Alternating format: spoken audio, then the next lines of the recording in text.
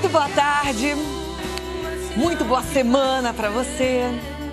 Hoje é segunda-feira, né? É um dia da gente recomeçar tudo.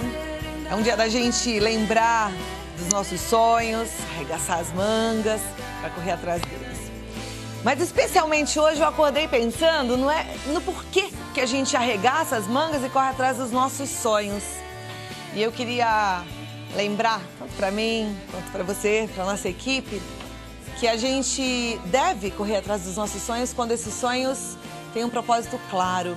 E eu desejo que realmente você dê uma avaliada, assim, no porquê dos teus sonhos, né? O que é que você pretende com eles, qual é a intenção deles. Isso em qualquer área. Eu aqui, né, fazendo vida melhor. Por quê? Pra quê? Pra quem? Pra construir uma vida cada vez melhor para todos nós?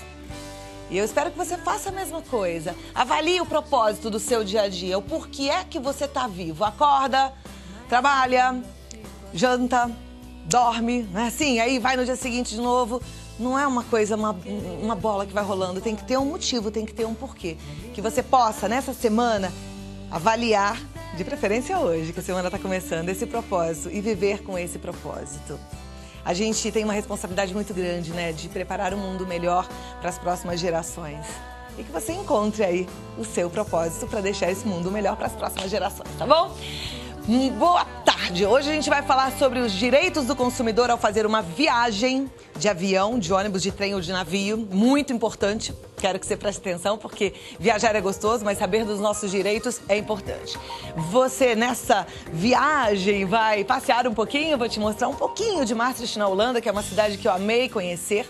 Linda demais, encantadora, cheia de charmes.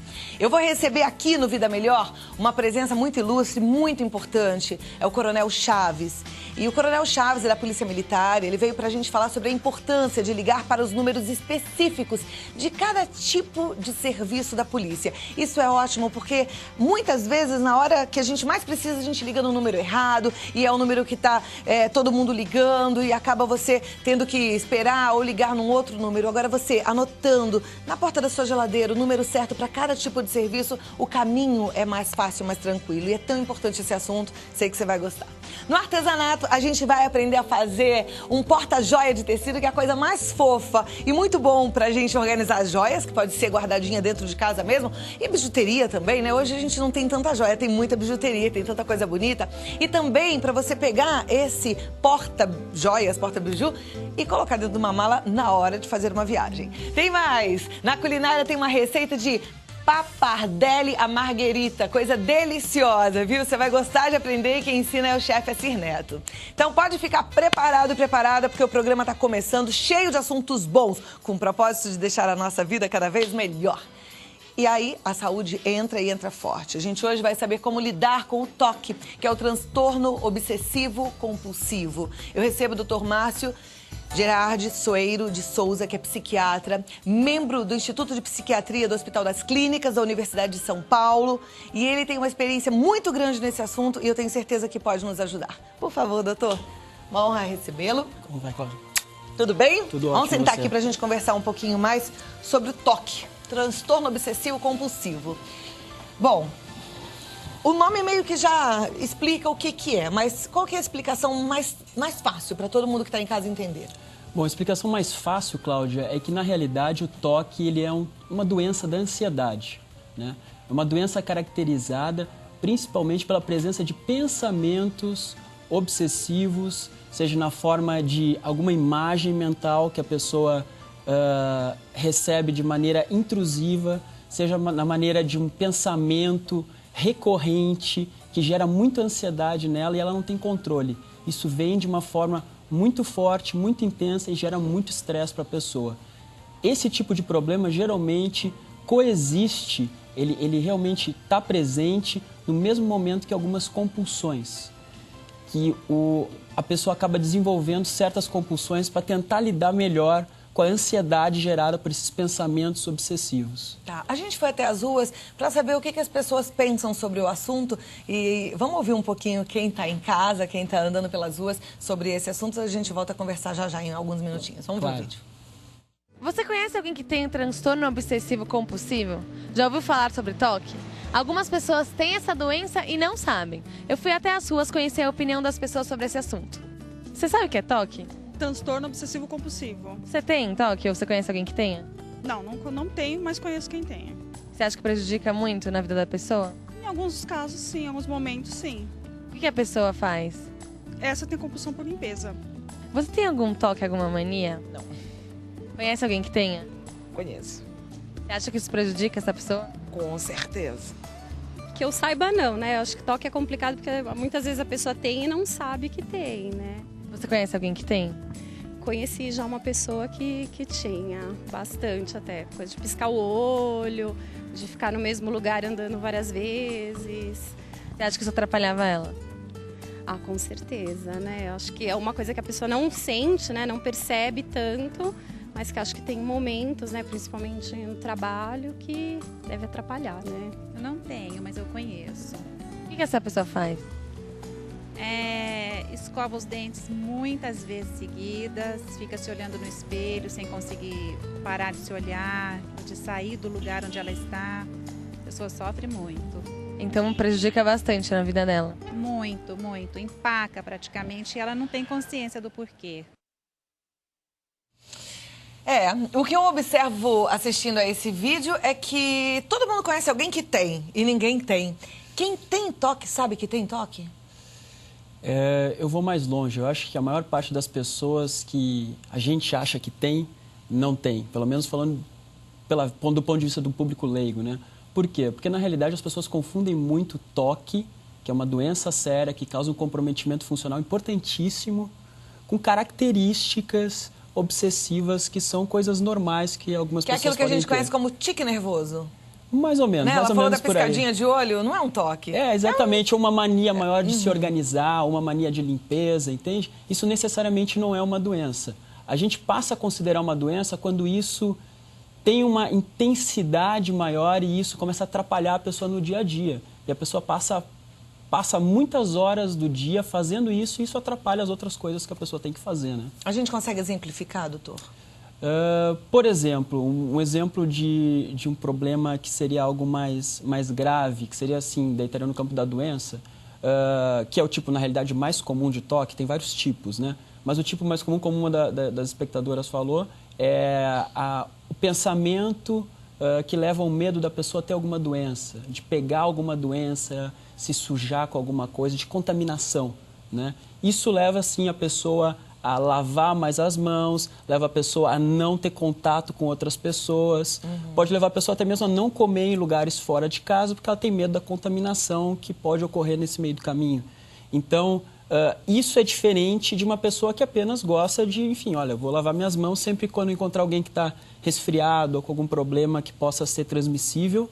Isso é diferente do que alguém que realmente entra nisso. Vive por isso, exatamente, né? Na verdade, atrapalha as outras coisas, até o contato pessoal, né? É obsessivo compulsivo. Então, assim, é um pensamento constante, assim, eu não Isso, posso pegar a incontrolável. doença, então eu não cumprimento, não vou dar a mão porque eu posso pegar Exatamente, essa doença. a pessoa passa a se isolar cada vez Aí mais. eu te ofereço uma água, não vou tomar essa água porque eu não sei se essa água Exatamente. é filtrada ou não. Ou se o copo está limpo, entende? A pessoa entra realmente num milhão de Que é o variáveis. pensamento constante na cabeça dessa pessoa que tem essa doença. Exatamente. Agora, essa doença começa de algum jeito mais brando ou não?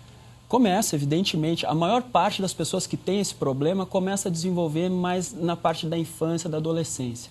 Essa doença é uma doença que tem uma incidência de mais ou menos 2% da população apresenta e começa ou na infância ou no início da adolescência. Nessa parte da adolescência ela é mais comum em homens, depois começa a se equiparar entre homens e mulheres. Mas realmente começa mais brando e isso vai se intensificando. Para os pais ficarem atentos, porque eu acho que, como toda doença, quanto antes a gente conseguir tratar, melhor, né? Claro. O que o pai e a mãe devem perceber num adolescente, por exemplo, que está começando a desenvolver o TOC? Isso serve para a mesma coisa que eu acabei de exemplificar. Se a pessoa passa a ter essas características que, como você vê, o público leigo consegue reconhecer, isso é TOC. Começa a reconhecer alguma coisa diferente, que passa a consumir muito tempo desse indivíduo. E ele passa a não fazer algumas coisas em função disso, aí sim é uma coisa mais preocupante, entende? Isso sim tem que ser levado para o especialista avaliar. A partir do momento que ele começa a se isolar, começa a se restringir das atividades que ele deveria estar fazendo. Tá, mas não tem algo antes de chegar a esse ponto que já é uma obsessão compulsiva? Assim, o comecinho do toque não dá sinais para que a gente possa agir? É complicado, porque se confunde muito com características que são consideradas normais, entende? Seja limpeza, seja organização, seja uma pessoa um pouco mais metódica. Se confunde também muito com temperamento obsessivo, que é uma coisa que não é um problema, é apenas uma característica de temperamento no qual a pessoa tem algumas características que necessariamente não fazem mal para ela. Agora, se a gente trata a ansiedade, tanto no adulto quanto no adolescente, pode diminuir a chance daquela ansiedade gerar um toque. Então, você tocou num ponto muito importante. Por quê? Porque o toque é um transtorno do grupo da ansiedade. E ele gera ansiedade. A pessoa que tem o pensamento obsessivo acaba sentindo muita ansiedade, por isso que ela vai lá e desenvolve uma compulsão para tentar controlar isso. Então, sim, se você trata a ansiedade, o seu toque melhora, né? Então, se a gente, por exemplo, percebe um adolescente ou uma criança muito ansiosa, é importante encaminhar um bom profissional para tratar essa ansiedade, né? E a criança mostra isso pra gente facilmente, o adolescente mostra isso facilmente, né? Eles têm aquela fase da gula e de abrir a geladeira toda hora e muita ansiedade com todas as coisas. E é importante ressaltar também que pelo menos mais da metade das pessoas que têm o toque, eles podem ter alguns sintomas depressivos associados. Então, a depressão e o toque andam super juntos, quase sempre. Então, necessariamente, se você desenvolve um quadro depressivo e apresenta alguns sintomas de toque durante esse quadro, isso necessariamente não é um diagnóstico de toque que precisa ser tratado separadamente. Se você tratar a depressão, geralmente o toque melhora.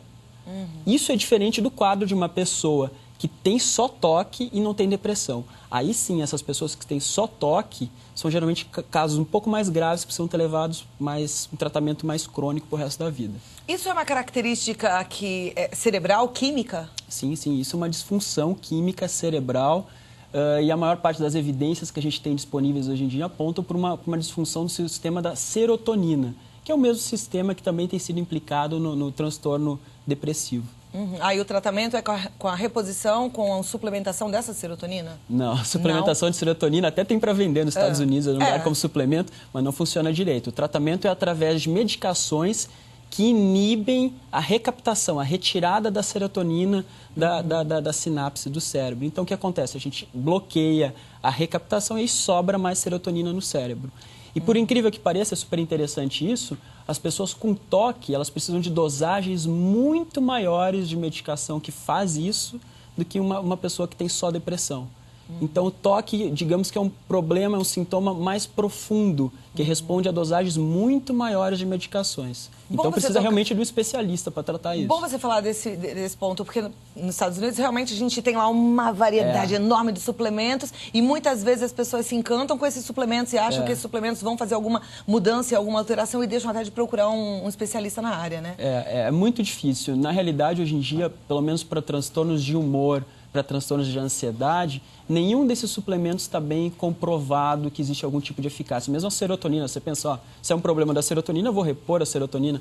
Não é verdade, isso não está comprovado. Perfeito. Doutor, da última vez que você veio até aqui, a gente falou sobre o transtorno bipolar e foi muito bom o nosso papo. Até quero que você volte de novo para a gente falar sobre o transtorno bipolar. Eu tenho recebido algumas solicitações de telespectadores em relação ao livro que está disponível pela internet, não é? Isso, é um livro que está disponível no site do Progruda, que é no www.progruda.com.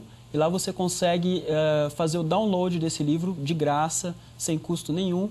E é um livro que passa orientações para familiares, para cuidadores próximos de pessoas que têm transtorno bipolar. É realmente bastante acessível a leitura. Eu acho incrível, porque pode te ajudar muito. Vou repetir o site, www.progruda.com só. Só .com. Progruda.com. Vai lá e baixa o livro sobre o transtorno bipolar, tá? E se você quiser saber mais sobre o toque, o transtorno obsessivo compulsivo, fique à vontade para entrar em contato com o Dr. Márcio Soeiro de Souza. O site é o mesmo, www.progruda.com e o telefone 0 operadora 11 30 45 14 74. A gente tem algumas perguntas e a gente vai responder... Ah, estão aqui já. A gente vai responder essas perguntas e outras perguntas eu vou deixar para que você responda e a gente coloque no nosso site, tá bom? Então, a primeira vem do Lucas Viana Puziol. Qual a diferença entre um transtorno obsessivo compulsivo e um comportamento compulsivo? Então, eu acho que ele está se referindo justamente ao temperamento compulsivo, né? Existe esse diferencial. Tem pessoas que têm características de temperamento que desenvolvem ao longo da vida, desde a infância, de ser mais organizadas, de serem mais rigorosas com organização, com limpeza, serem mais metódicas, sem que isso tome conta da vida deles, sem que isso limite a vida social, sem que isso limite a atividade profissional dele, e isso passa a ser só uma característica. A doença é quando passa desse ponto e a pessoa realmente se prejudica muito. Ok. Tem um outro que prefere não ser identificado. Ele diz: Cláudia, fui diagnosticado com esquizofrenia. É ruim, mas já aprendi a lidar. Pode ocorrer evolução ou ser um fator de desenvolvimento do toque. Ele tem 21 anos.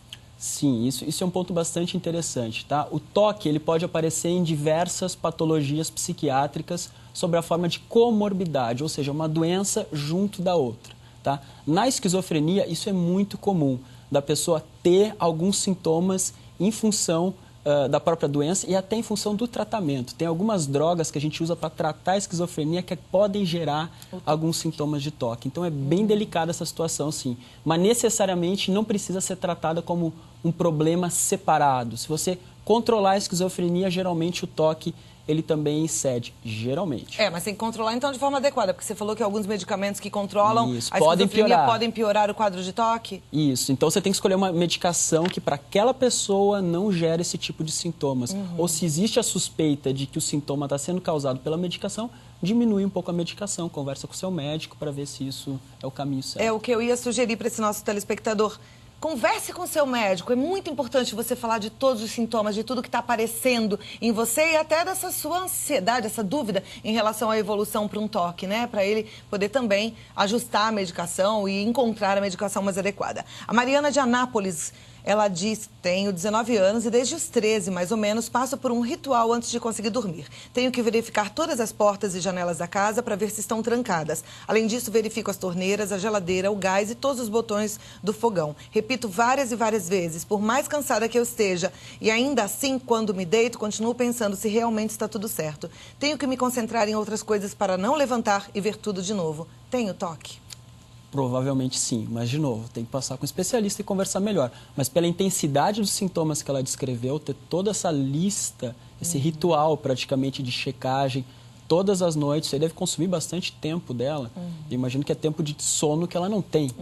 Ela perde isso. Então, provavelmente tem, parece. E desde muito novinha, né? Ela disse que desde 13 anos ela faz isso. Mas é bem a isso. época que aparece, viu? Porque o toque, quando ele aparece isoladamente, depois dos 30 anos, aí a gente tem que desconfiar de algum outro problema clínico que pode estar gerando alguma alteração secundária, o toque. Porque quando ele é primário, quando ele é a forma mais clássica, ele aparece nessa fase mesmo, bem no início da adolescência. Agora, para concluir, doutor, existe o tratamento eficaz para o toque? Existe. O tratamento do toque ele é feito de duas maneiras, tá? Ele é feito na forma de medicação, mais um tipo de terapia especial, que é a terapia cognitivo-comportamental.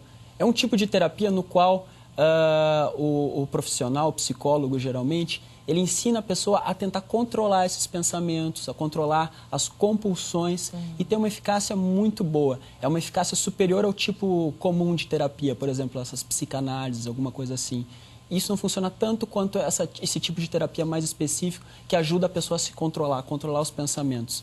O problema é que profissionais treinados nesse tipo de terapia que se chama TCC é muito pequeno. Então é difícil, às vezes, encontrar um profissional que faça esse tipo de atendimento. E o ideal é juntar a medicação, como eu falei, em doses geralmente altas, junto com essa terapia cognitivo-comportamental. Aí é a forma que a gente tem os melhores resultados. Perfeito. Eu desejo que realmente você encontre um bom profissional, que você faça o seu tratamento, porque se existe eficácia, existe uma vida melhor para você. Então não perca essa chance, viu? Vou repetir mais uma vez o site.